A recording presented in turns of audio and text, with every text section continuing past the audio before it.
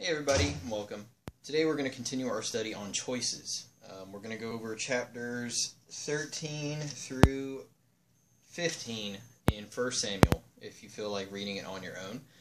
So, recap of last week, we had a guy named Samuel and a guy named Saul. Samuel was a prophet, anointed Saul to be king.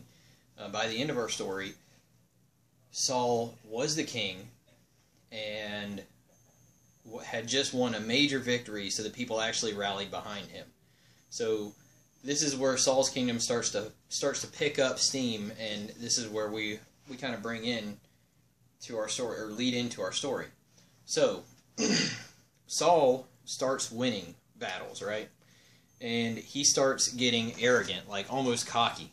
And we find in chapter 13, verses 3 through 4, Jonathan, the son of Saul, defeated the garrison of the Philistines that was at Geba. And the Philistines heard of it. And then Saul blew the trumpet throughout all the land, saying, "Let all the Hebrews hear." And said that Israel had heard, and all Israel heard it, said that Saul had defeated the garrison of the Philistines, and also that Israel had become a stench to the Philistines. And the people were called out to join Saul at Gilgal. Now, what does that mean? They became, or obviously they won the battle, right? So that's step one. They won the battle. And then you have them becoming a stench to the Philistines. That means that they were unpleasant, if you will. Like the people, the Philistines weren't going to have it anymore, or the Israelites weren't going to have it. They were just going to wreak havoc all over the Philistines. So, naturally, when somebody talks trash, you have to be able to back it up, right? Well, Saul wasn't ready to back it up right now. So, the Philistines hear of this blowing of the trumpet and this boasting, and they send out 36,000 chariots, 6,000 horsemen, and troops like the sand of the sea. Now, currently, I'm about 30 miles from Gettysburg, Pennsylvania. And the Battle of Gettysburg, it was said that the Confederate soldiers were marched across the field a mile wide. Now, for me, that's hard to imagine, having been in combat situations before, watching a mile of men just shoulder to shoulder, ready to, to shoot stuff and kill people. Much less men that numbered the sands of the sea at the shore. That's nuts. That's a lot of guys. So obviously Saul wasn't ready. So Samuel told him to wait 7 days. So Saul waited 7 days, and he waited, and he waited, and he waited, and Samuel didn't show up right at like the 7th day, within an hour or so. So Saul, the king, took it upon himself to make the sacrifices before they entered into battle. And wouldn't you know it, like as soon as Saul is finished with the sacrifices, Samuel comes moseying up and says, "What did you do?" Like, he basically is telling Saul, like, you had one job, man. You just had to wait. Just wait for me. That's it. But no, you can't do that.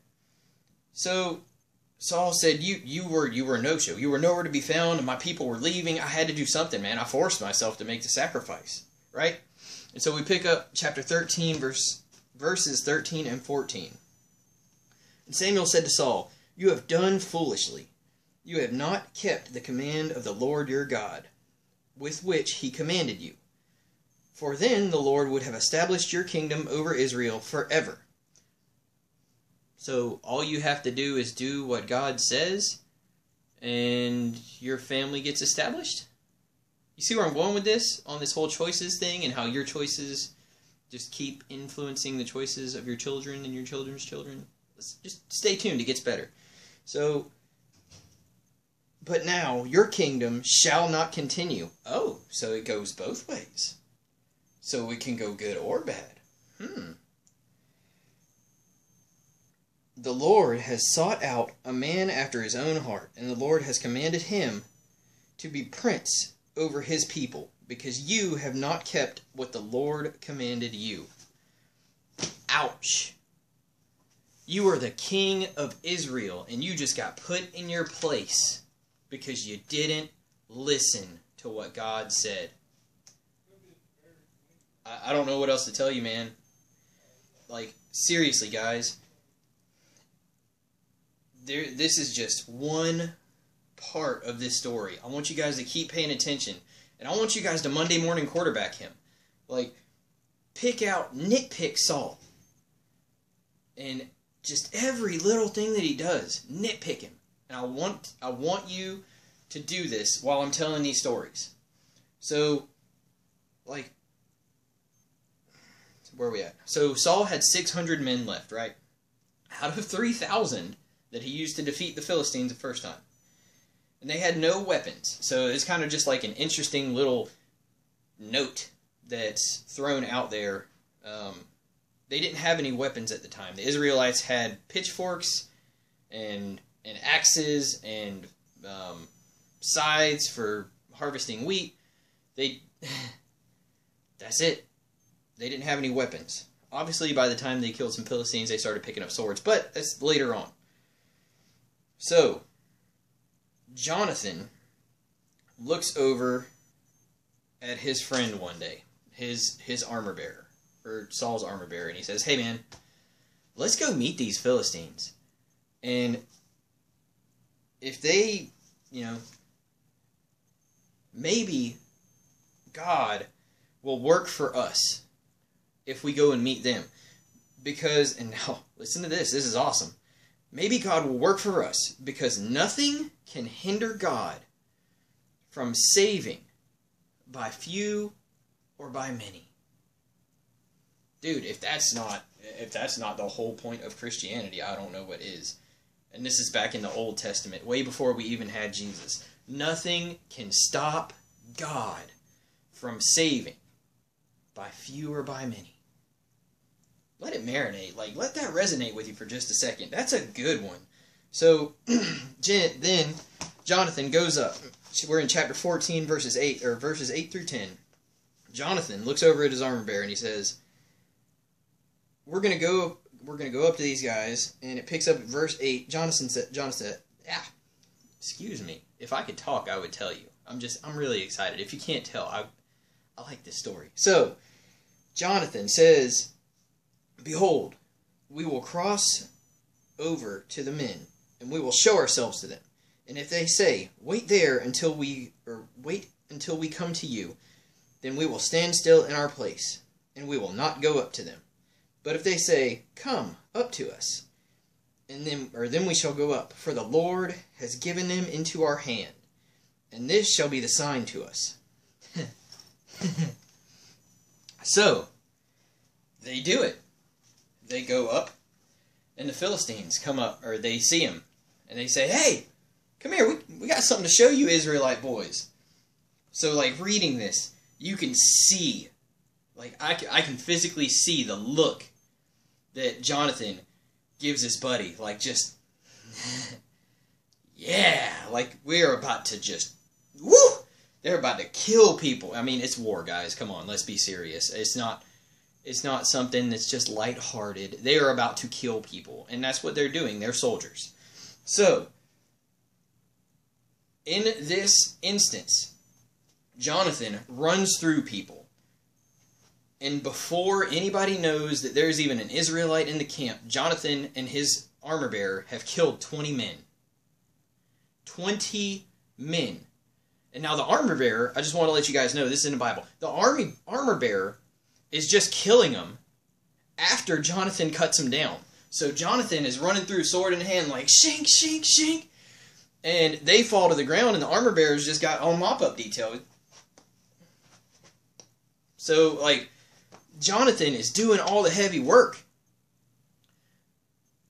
And then because of this, the Philistine camp, with 36,000 chariots and, 6,000 horsemen, and troops like the sands of the sea, erupts into a riotous frenzy. So much so that they have no idea what's going on. They think that the camp is under attack, and this army is so big that one man doesn't know, his friend from another man because they're not friends. They came from different places, and they're just together, and they are killing each other, and the place erupts. The Bible actually says the earth shook. So like it was an earthquake. The pandemonium in this camp was just so loud. So, meanwhile, back at the camp, Saul hears it, and he starts to get concerned. So he orders the Ark of the Covenant to be brought up. And he's like, bring up the Ark, because, that was their saving grace. They just bring the Ark of the Covenant up, and hopefully we would win. God's with us. Ark, golden thingy, angels on top of it. If you want to know what it looks like, Google it. There's a description in the Bible. There's descriptions online. It's featured in an Indiana Jones movie. It's there. So, those are all renditions. They're not the real thing. So, Saul hears this after he orders the Ark up. And then the pandemonium increases more. So, what he does is he thinks that their camp is under imminent attack, like they are about to get overrun. So he tells the Ark to hold off, to go back, and he rallies the people around him, and his 600 men go up, and they start slicing into this camp, right? This Philistine camp with Jonathan. And now, the battle lasts for days. And by the end of the day, these guys are exhausted. Because, right, they're fighting from nighttime into the day, and now the day is almost gone. And Saul has a kind of irrational move here. He says, no man is allowed to eat until all the Philistines are dead. So, I'm sorry, just hold up. 1, if you tell me I can't eat, we're going to have problems. 2, if you tell me I can't eat, we're going to have problems. You get it? 3, not 2. If I've been fighting all day, working hard all day, whatever it may be, and you tell me we can't eat, we're going to have problems. Do you see where I'm going with this? I'm not the only one that feels like this. Show of hands. Who here likes food? Exactly, everybody likes food. Put your hands down. I can't see your hands. Come on now. So, Saul makes this rash decision and says, I swear, a curse be on anybody that eats anything today. Now, Jonathan, his son, not knowing this, eats some honey. He sees some honey on the ground, takes his staff, or up in a tree, takes his staff, dips it in or smacks a honeycomb with it, and licks the honey. Then the people tell Jonathan, hey, did you not know what your dad said? No, I didn't know what my dad said. What'd he say? Anybody who eats is going to be cursed. Well, that's stupid. Not verbatim, obviously, but that's basically what he said. Jonathan says, that's dumb. He says, my father has troubled the land with this vow. That's dumb. So, they win the war. Or they win the battle, right? But because the people are so famished and they haven't eaten anything, they take all the spoil. They take all of the cows and the sheep and everything, and they just start tearing into it. They don't even wait for it to cook. They just start eating it raw. Ultra rare if you went to an Outback Steakhouse. Just, nope, a big old bag of nope. And also, this was unlawful for them to eat it like this. So by the Hebrew law that was given to Moses by God, it was unlawful for them to eat an animal with blood still remaining in it. So if they were eating meat, all the blood had to be cooked out. Yes, well done. Or a solid medium well. So no meat, or no blood, right? So Saul actually makes a good choice here and stops them, says, stop, you are sinning. We're going to do this right. We're going to make sacrifices. So he orders an altar built, and he places a stone down, and the priest, who is the son, Ichabod, who was the son of the couple of guys we heard about last week, and they make the sacrifices proper. Now, good job, King Saul, but, your one attaboy doesn't make up for your great, failures. So, Saul has a problem with Jonathan, right? Because Jonathan broke this curse, or broke this vow, somebody tattled on him, and somebody told on him. And Jonathan says, okay, you got me. I ate some honey, I'm sorry, what do you want? Saul says, you're gonna die. Like, dude, come on. Like, seriously, because he ate a little bit of honey, you guys won the battle. If you would have eaten, Jonathan actually says this, if you would have eaten, the victory would have been great. Not just a moderate victory, like, people would have had more energy, they could have defeated the Philistines faster and had less casualties. That's basic. Like, come on, man. That's Combat 101. Take care of your people, they take care of you. So, Saul says, yep, you're going to die. Jonathan says, do what you feel is right. So, as Saul is about to kill his son for a stupid vow, the people go in an absolute panic, like riot, frenzy. Like, they say, you, Saul, will not touch Jonathan, because Jonathan is the one that won this victory today, not you. So you're not going to touch a hair on his head. Now, this is the people talking to the king. And what does Saul do? He lets Jonathan go. I mean, what could he do? He was just one man. He shouldn't have made stupid choices in the first place, right? So, Samuel, after this fight, forget I said Samuel. Saul, after this fight, fights with many other nations, like 6 or 7 other nations, and wins all of them, like boom, boom, boom, boom, boom. They can't stop him. Man's on fire. So, I was going to make a basketball reference, but, I don't feel that there are any stars today that really live up to Jordan in the mid-90s. Let's be honest. So, Samuel comes and meets Saul, right? And he charges him, hey, you've been doing great, you've been doing the Lord's work and all, I need you to take care of a nation called Amalek, because when the Israelites came out of Egypt, Amalek tried to destroy them. Didn't try to befriend them or anything, just tried to destroy them. Saul says, got it, buddy, let's do this. Like, let's get them. So, Saul absolutely crushes Amalek. Everything.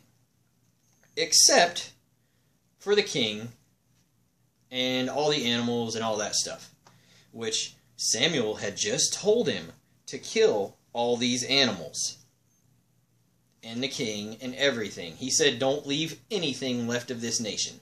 Nothing of this nation is good. Nothing is worth anything. Destroy it all, that there may be no remembrance of this nation ever. Like, wow.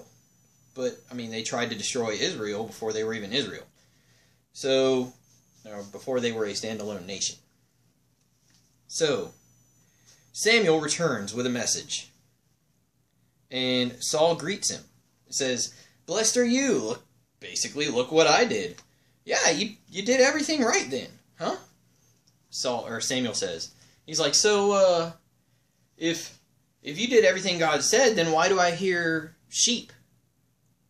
What's this lowing of the cattle? Lowing. Do you know what lowing is? If you don't know what lowing, moo. Like, seriously. Lowing of the cattle. Moo. However you want to moo. You moo you. So, he says, well, and then Samuel says, stop. Let me just, before you even get started with that, just stop. And I'm going to tell you what the Lord has told me. And we pick up in chapter 15, verse 17. let me find it. Chapter 15. I gotta flip the page, that's why. Verse 16. Then Samuel said to Saul, "Stop, I will tell you what the Lord said to me this night." And Saul said to Samuel, "Speak." Samuel says, now remember, Samuel's talking to the king of Israel. "Though you are little in your own eyes, are you not the head of the tribes of Israel? The Lord anointed you king over Israel, and the Lord sent you on a mission and said, 'Go, devote to destruction the sinners, the Amalekites, and fight them until they are consumed.' Then why do you not obey the Lord? Why do you pounce on the spoil and do everything that is evil in the sight of the Lord?" And then Saul tries to, no, I did it, I swear, the people, they took this stuff, and I don't know, like, I was afraid of them, so I didn't want to tell them they couldn't have the spoil of battle. So, we were going to sacrifice him because God likes sacrifice, right? So Samuel continues, he says, "Has the Lord greater delight in burnt offerings or in sacrifices as in obeying the voice of the Lord?" I'm going to read one more time. So, has the Lord great delight in burnt offerings and sacrifices as in obeying the voice of the Lord?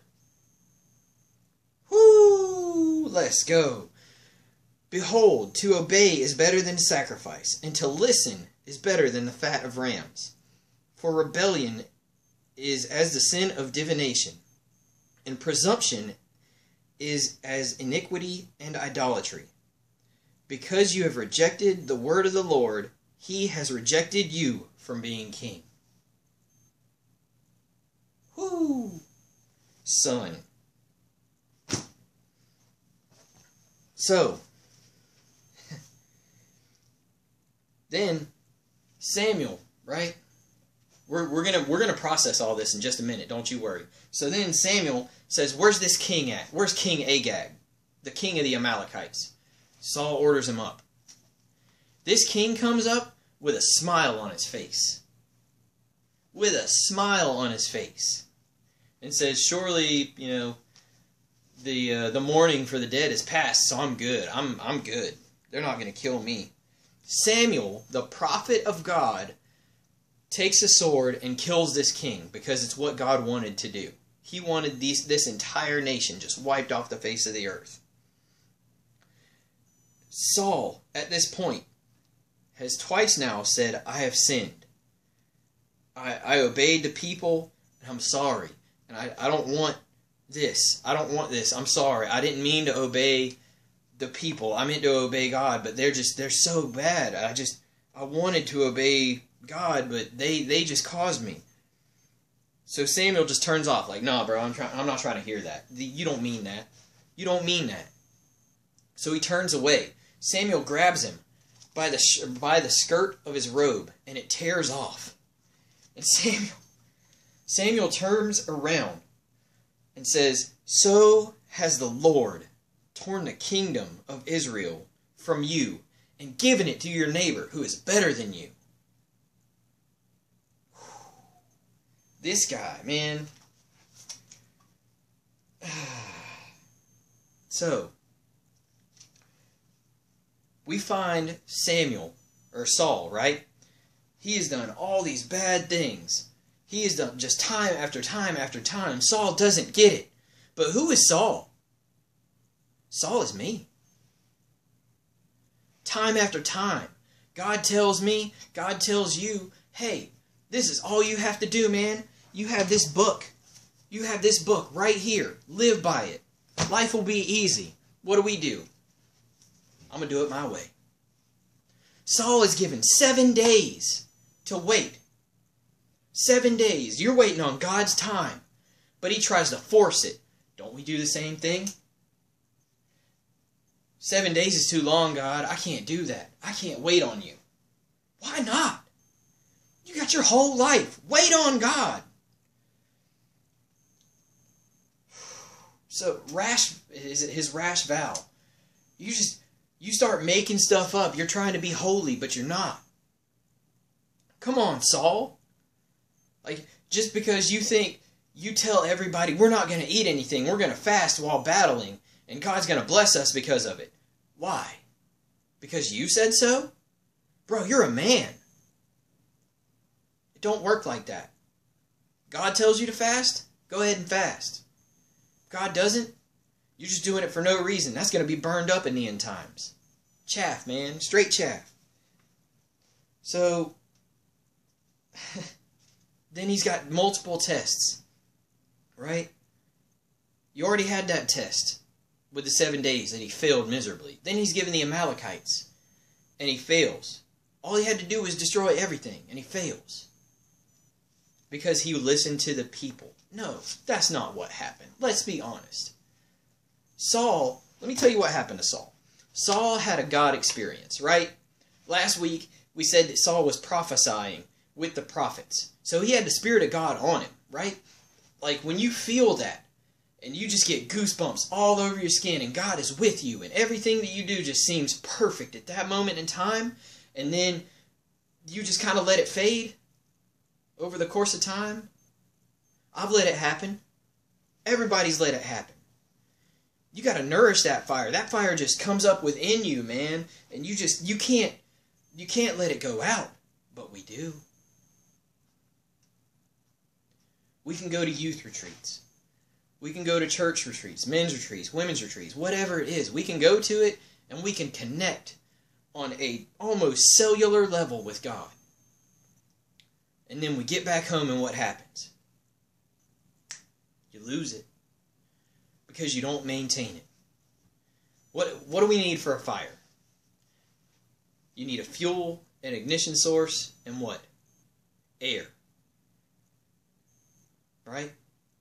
So, you had your ignition source already in your spiritual fire. You've got the air. The breath of God is within your lungs. Every time you breathe in, you breathe out. That's it. You just got to find the fuel. Do we make fuel? What do we do for that?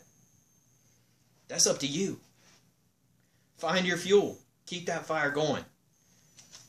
Because if you don't, you get your kingdom taken from you. And I don't want that for you. I don't want that for me. I don't want that for any of you guys. I want you guys to be like the next king that we're going to talk about. Young man by the name of David. Maybe you've heard of him. He was the son of Obed. Or the son of Jesse, who was the son of Obed, who was the son of Ruth. Remember her a couple of weeks back? Get that lineage going. Choices. Remember? Let it sink in. Let it marinate. All the way down. Family lines, man. So, then we have this young kid named David. Samuel is told to set out for the land of Benjamin. And he finds a man named Jesse, David's father.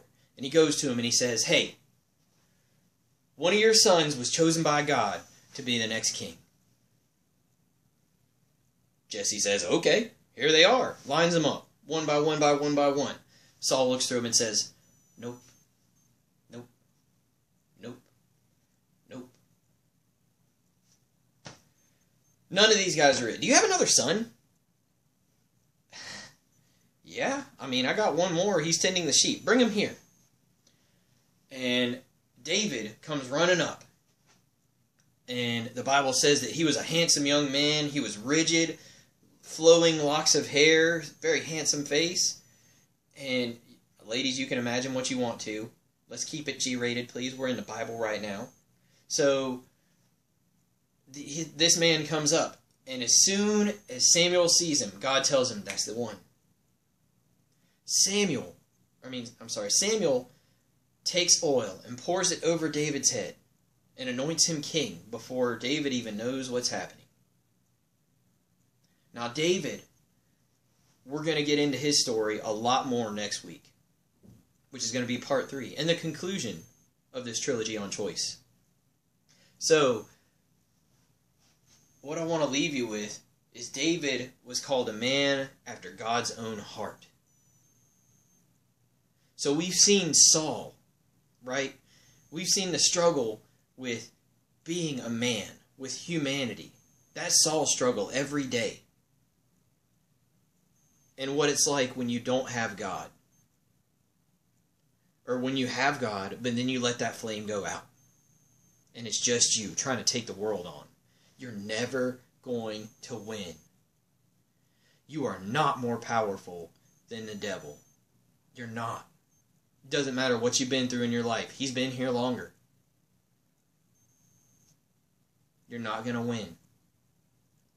But what I want to leave you guys with, David, right? And if you've done your studies, David was a great king. Led Israel into a time of peace that it had never seen, or it hasn't seen since the time that it was a nation. So there's hope on the horizon. But we'll see you next week so you can find out what that hope is. See you guys.